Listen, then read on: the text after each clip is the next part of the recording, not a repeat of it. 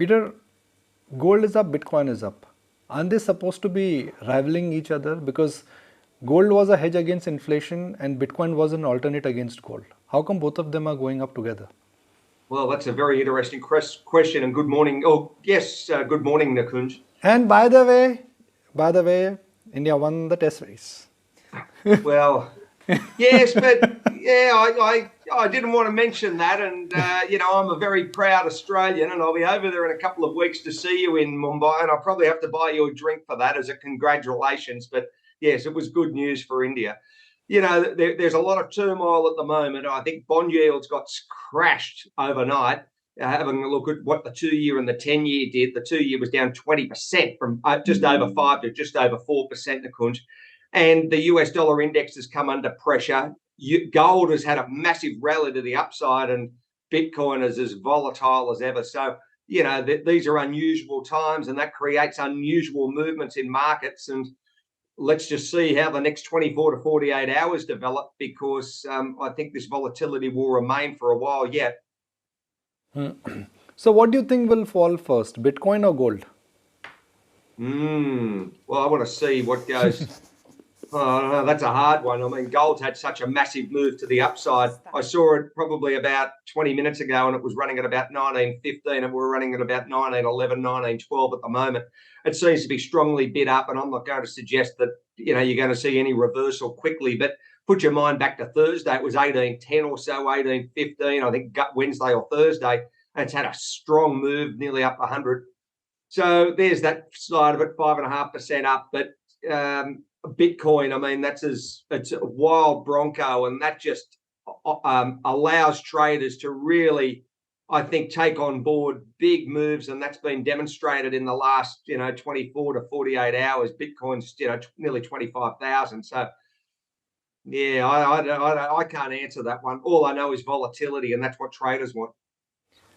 Do you see, in the light of what is happening to the US financial market, commodity prices coming down? Because whatever is happening, the net outcome is that demand will be lower than what it was projected at the beginning of the year.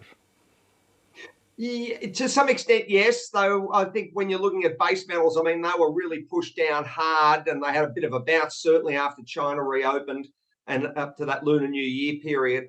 So, from a demand picture, naturally, China wants to do a lot of internal demand, and what it's going to do as far as exporting. Exports need consumers, and consumers have been hit pretty hard globally. So it's be interesting, the export markets, a little bit like Japan, what they're going to export themselves out of this. And there's the first part. The second part is commodities are a lot cheaper than what they were. But yeah, it just depends on, there's so many factors at play. You've had underinvestment across the complex for many years, mining. So I know the demand picture's there going, I'm looking forward to seeing Mumbai in a couple of weeks and how aggressive they are as far as building and construction, and that all needs hard materials. So that's going on across the world. We'll just have to wait and see where the commodity complex plays in the short run. Peter, I don't know how closely you track the dollar index, but the fact that it's seen quite a sharp fall, do you sense that this could be a trend change and we could see a further, dip? Well, Ayesha, we're at 103.87. It's certainly come under some big push to the downside since, this time last week, the 5-day. It's gone from, 105, nearly 106, all the way to 103.50. So, yeah, there's been big push down. And again, that's been the push up in gold. People have sold dollars, been big moves as far as currency trading. And it's hard to tell where that US dollar is going to go other than whipsawing.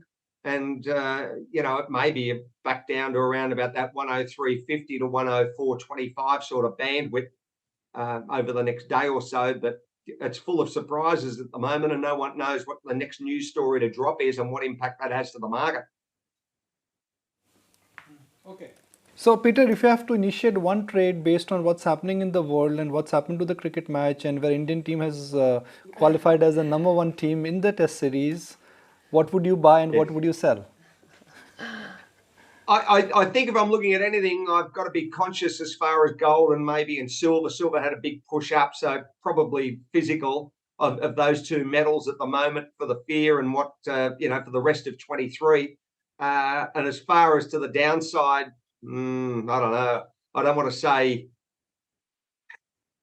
I'm going to sit on that one because I think I won't be surprised to see the US dollar come under continued pressure. I want to see what that CPI number is tonight and how that drops. You'll get that at around about probably 5 o'clock your time, 5 p.m., 1700, that CPI number, and that'll tell me whether the Fed are going to be, how aggressive they're going to be at the next rate rise.